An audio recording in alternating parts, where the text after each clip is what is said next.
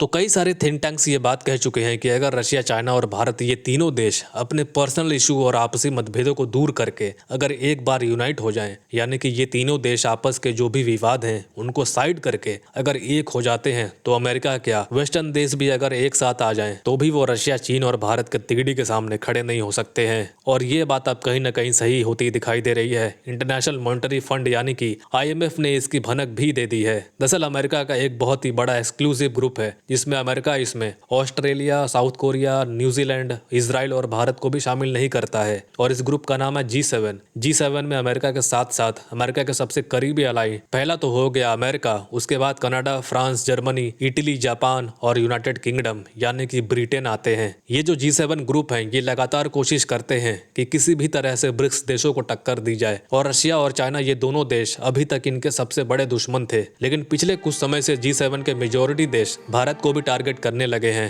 पहले तो ये सारे देश रिलीजन्स फ्रीडम, मॉनेटरीज और कश्मीर के मसले के ऊपर भारत को टारगेट करते थे, लेकिन अब G7 के देश जिसमें अमेरिका, कनाडा और ब्रिटेन सबसे मुख्य हैं, ये भारत को खालिस्तानी मसले के ऊपर भी टारगेट कर रहे हैं। कहने का मतलब है कि अब सिर्फ रशिया और चाइना ही नहीं बल्कि ये देश धीरे धीरे भारत को भी निशाना बना रहे हैं। ऐसे में कई सारे थिंक टैंक्स ने दोबारा से आशंका जताई है कि अगर अमेरिका और उसके अलाई इसी तरह से भारत को टारगेट करते रहे तो भारत का झुकाव रशिया और चाइना की तरफ और भी ज्यादा बैंड हो जाएगा। और ये चीज अब होती भी दिखाई दे रही है। रिसेंटली भारत और चाइना ने अपने सीमा विवादों को सुलझा दिया था और अब रशिया, चीन और भारत इन तीनों को लेकर एक बहुत ही बड़ी गुड न्यूज आ रही है। तीनों देशों को मिलाकर RIC कहा जाता है और IMF ने बताया है कि GDP ग्रोथ रेट के मामले में RIC ने G7 देशों को भी काफी पीछे छोड़ दिया है। G7 देशों की बात करें तो IMF के डेटा के अकॉर्डिंग साल 2024 के लिए अमेरिका की प्रोजेक्टेड ग्रोथ रेट 2.8% है, कनाडा की 1.3%, फ्रांस की 1.1%, जर्मनी की है 0%, इटली की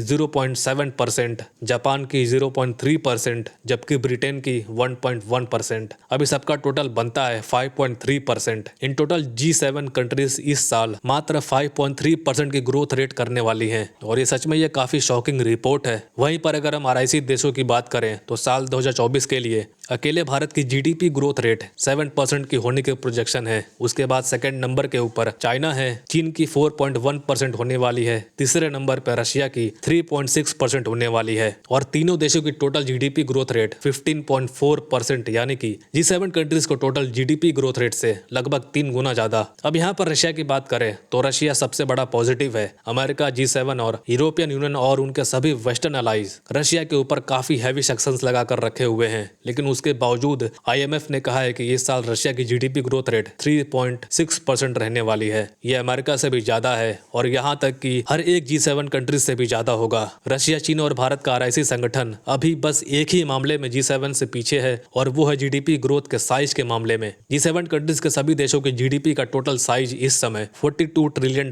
की है, जबकि अगर भारत, रशिया और चीन की टोटल GDP को ऐड किया जाएगा तो ये बनता है $24 ट्रिलियन। बस इसी मामले में RIC अभी G7 से काफी पीछे है। लेकिन यहाँ पर गौर करने वाली बात यह है कि RIC के तीनों देश G7 कंट्रीज से 3 गुना ज्यादा तेजी के साथ अपनी GDP ग्रो कर रहे हैं और अगर इसी स्पीड से G7 और RIC देश ग्रो करते रहे तो फिर RIC यानी कि रशिया, इंडिया और चाइना की टोटल GDP अगले 8 से 10 सालों के अंदर ही बहुत ही आसानी से G7 कंट्रीज को टोटल GDP से क्रॉस कर लेगी और वही दौर होगा रशिया, चाइना और भारत की दुनिया पर दादागिरी का, यानी कि RIC की दादागिरी का समय बहुत ही जल्द आने वाला है। लेकिन यह बात भी सच है, RIC देश तभी एकजुट रह पाएंगे जब चाइना भारत के बॉर्डर के ऊपर कोई छिड़खानी नहीं करेगा। अगर चाइना भारत के साथ शांति से रहता है तो G7 देश हमारे सामने घुटने टेक कर रहेंगे। तो इस मुद्दे पर आपकी क्या राय है कमेंट्स में जरूर बताएं। फिलहाल के लिए इतना ही, मिलते हैं अगले वीडियो में।